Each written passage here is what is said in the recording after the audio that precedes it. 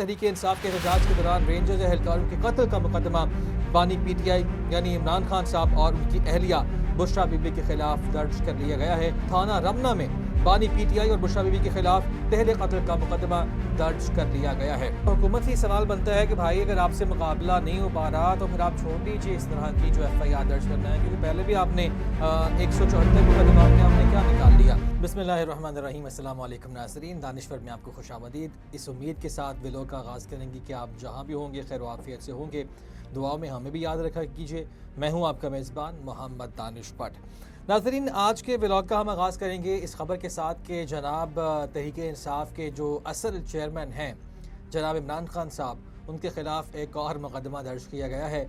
और चंद रोज़ पहले Islamabad high court में और सुप्रीम कोर्ट में भी इसकी बारहा चर्चा रहा इसका कि इमरान खान साहब पर कितने मुकदमे हैं। तो अदालत में जो तफसील फराहम की गई थी तो गालिबन 173-74 मुकदमात थे जो कि इमरान खान साहब पर दर्ज किए गए थे, और सारे मुकदमे दर्ज हुए जब से उनकी गवर्नमेंट गई। यानी इन 1.5-2 साल के दौरान इतने मुकदमात तहरीक इंसाफ की क़यादत पर दर्ज हो चुके हैं, और इमरान खान साहब अकेले वो हैं जिनके खिलाफ 174 से 75 गालिबन मुकदमात अब दर्ज हो गए हैं। एक को उसमें इजाफा हुआ है। आपको याद होगा जब तहरीक इंसाफ ने एहतजाजी मार्च का ऐलान किया था नवंबर में, 24 नवंबर को एहतजाज की कॉल दी थी, मामला 26 तक गया, और फिर इस सारी सूरत हाल में एक अफसोसनाक वाक़या पेश आया था कि रेंजर्स एहलकार 3 की शहादत हुई थी गाड़ी के कुचले जाने की वजह से। और बहरहाल अब इस सारे वाक़े में पाकिस्तान तहरीक इंसाफ के एहतजाज के दौरान रेंजर्स एहलकारों के कत्ल का मुकदमा बानी पीटीआई यानी इमरान खान साहब और उनकी अहलिया बुशरा बीबी के खिलाफ दर्ज कर लिया गया है। ये जियो न्यूज़ रिपोर्ट कर रहा है। और तहरीक इंसाफ के एहतजाज में रेंजर्स एहलकारों की शहादत के मामले पर थाना रमना में बानी पीटीआई और बुशरा बीबी के खिलाफ पहले कत्ल का मुकदमा दर्ज कर लिया गया है। अब हुकूमत से बंदा कोई पूछे कि एक तरफ आप मुज़ाकरात की बात करते हैं, आप बारहा उनको ऑफ़र करते हैं कि जी हमारे साथ मुज़ाकरात करें, तहरीक इंसाफ जो है वो सड़कों पर रहती है, तहरीक इंसाफ नौजवानों को ख़राब कर रही है, तहरीक इंसाफ ने जो हमारी सियासी अप्रोच थी या जो सियासी सोच थी उसको तब्दील कर दिया, तहरीक इंसाफ नहीं है ये तहरीक इंतशार है, हमारे पास आए। तो अब मसला यहाँ पे सवाल ये पैदा होता है कि आप उन्हें किसी जगह पे टिकने भी तो नहीं देते हैं। मुज़ाकरात की बात चलती है, आपने फिर एक और मुकदमा दर्ज कर दिया। अब कोई पूछे कि ये मुकदमा इमरान खान साहब या बुशरा बीबी पे कैसे बनता है, और सारी सूरत हाल में आपको याद होगा जो सीनियर सहाफ़ी हैं मतीउल्लाह जान साहब, उन्होंने उसी रोज़ इस पर एक व्लॉग किया था और उन्होंने वो शॉट भी चलवाया था।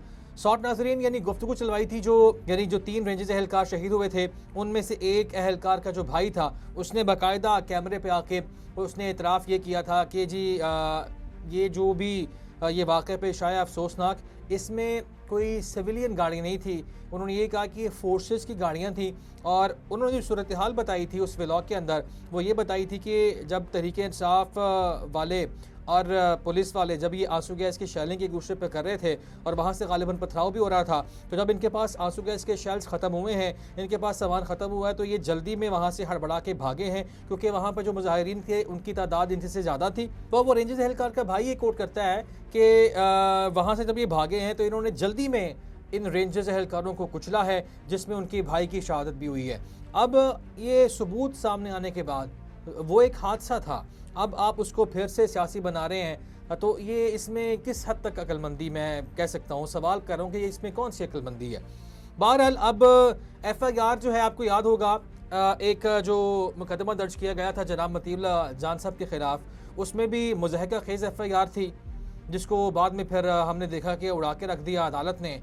और अभी जो FIR दर्ज हुई है इसके मतन में कहा गया कि तमाम वक़ूए का मनसूबा अडियाला जेल में बनाया गया। यानी आप इमेजिन कीजिए कि इमरान खान साहब को इतनी फुर्सत है कि वो जेल में बैठे ये मनसूबा बना रहे हैं कि जी ये यहाँ पे फ़लानी जगह पे ये वाक़या पेश होगा, फ़लानी जगह पे आपने गाड़ियाँ तैयार रखनी हैं, जैसे ही आएंगे तो आपने इनको कुचल देना है। तो अफसोस का मकाम है इस तरह के FIR पे। FIR के मतन में कहा गया कि तमाम वक़ूए के मनसूबा अडियाला जेल में बनाया गया। रेंजर्स एहलकारों की शहादत का वक़ूआ बानी पीटीआई की इमा और हुक्म पर हुआ। अब हुक्म बहुत बड़ा इल्ज़ाम है यकीनी तौर पर जो कि इस FIR में इमरान खान साहब पर लगाया गया। अब इसमें यह भी कहा गया कि इस मनसूबे के गवाहान जेल के कुछ कैदी हैं, जेल के कुछ मुशक्कती हैं और जेल में खुफिया पुलिस के मुलाजमीन हैं। यानी इसमें यह भी बात ज़ाहिर होती है कि कुछ खुफिया पुलिस के मुलाजमीन भी हैं जो जेल के अंदर कैदियों की सूरत में भी वायरल हो सकते हैं वो। तो अब ये इल्ज़ाम लगाया गया है इस FIR में कि जी ये सारे का सारा जो मंसूबा था रेंजर्स एहलकारों की शहादत का, वो अडयाला जेल में बैठ के जनाब इमरान खान साहब ने बनाया और उनकी अहलिया बुशरा बीबी ने बनाया। अब FIR में ये दावा किया जा रहा है कि इनके पास गवाहान भी मौजूद हैं।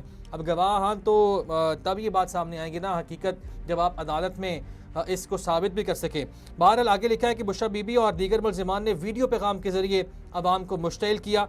PTI की क़यादत ने अवाम को फ़ौज और हुकूमत के खिलाफ बगावत पर उकसाया, जिससे ये वक़ुआ हुआ। ये वही सारे इल्ज़ामात हैं जो बाकी तमाम मुकदमात में तहरीक इंसाफ की क़यादत के ख़िलाफ़ लगाए जाते हैं। और इसी तरह मैंने जिस तरह आपको बताया कि गालिबन 174 या 75 अब मुकदमात हो गए हैं जो कि इमरान खान के ख़िलाफ़ दर्ज हैं। आगे इसमें यह भी कहा गया कि एहतजाज में ड्यूटी पर मामूर एक नामालूम ड्राइवर की गाड़ी ने 3 रेंजर्स एहलकारों को टक्कर मारी थी। PTI की आला क़यादत पर कत्ल के मुकदमे समेत दहशत गर्दी और ताज़ीरात पाकिस्तान की 10 दफ़ात को शामिल किया गया है। मुकदमा सिंध रेंजर्स के एहलकार की मुदीयत में दर्ज हुआ है। इसके साथ साथ इस मुकदमे में अली अमीन गंडापुर, जनाब उमर अयूब जो कि अपोजिशन लीडर है कौमी असम्बली में, इसके साथ साथ शेख वकास अकरम, सलमान अकरम राजा, मुराद सईद, जुल्फी बुखारी, रऊफ हसन, हमाद अजहर और दीगर रहनुमाओं को भी नामजद किया गया। अव्वल तो जो पहले 2 नाम थे बुशरा बीबी तो खैर वहाँ पे अब उस एग्जैक्ट उस जगह पे मौजूद थी या नहीं। बहरहाल इमरान खान साहब तो इस जगह पे मौजूद नहीं थे जिन पे इल्ज़ाम लगाया गया। उसके बाद उमर अयूब भी उस दिन दिखाई नहीं दिए कहीं पे, इसी तरह शेख वकास भी दिखाई नहीं दिए। सलमान अकरम राजा जिन पे ये जिम्मेदारी थी कि आपने लाहौर से काफ़िले लेके इस्लामाबाद की जानिब मार्च करना है, वो तो लाहौर से नहीं निकल पाए थे। फिर उन्होंने लाहौर में भी अनाउंस किया था एहतजाज, लेकिन वो ना आवाम निकली ना वो खुद दिखाई दी हमें उस दिन। इसके साथ मुराद सईद भी नामजद हैं जो नज़र ही नहीं आए अरसे दराज से। जुल्फी बुखारी जो कि बाहर मुकीम है, इसके साथ साथ रऊफ हसन जो भी अब वो भी शाज़ो नादर ही किसी इंटरव्यू में आपको दिखाई देते हैं, और हमाद अजहर वो भी रूपोश हैं। तो बहरहाल इन तमाम रूपोश जो तहरीक इंसाफ के रहनुमा हैं उनको इस मुकदमे में नामजद किया गया है। और आगे ये भी लिखा हुआ है कि 25 नवंबर को ये वाक़या पेश आया था इस्लामाबाद में। पाकिस्तान तहरीक इंसाफ के एहतजाज में ड्यूटी पर मामूर एक नामालूम ड्राइवर की गाड़ी ने 3 रेंजर्स एहलकारों को टक्कर मारी थी, जिससे रेंजर्स एहलकार शहीद हुए थे।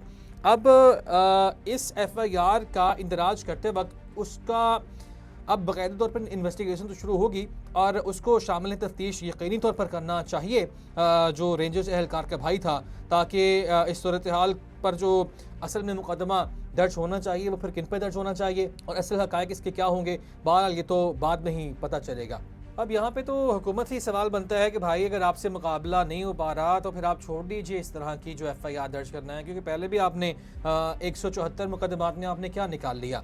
तोशा खाना आपने केस दायर किया, वो भी अदालत ने उड़ गया। फिर आपने साइफर का मुकदमा दायर किया, वो भी अदालत ने उड़ा के रख दिया। अब साइफर 2 में उस पर इमरान खान साहब पे फ़र्द जुर्मायद हुई है, तो देखें अब उसका भी आगे क्या वो मामला आगे अदालतों में टिक पाता है या नहीं। तो एक और मुकदमे का इंतराज आपने कर लिया है। बहरहाल अगर आपने इस मुल्क में इस्तेहकाम लेके आना है तो फिर आपको इस तरह की हरकतों से किनारा करना होगा।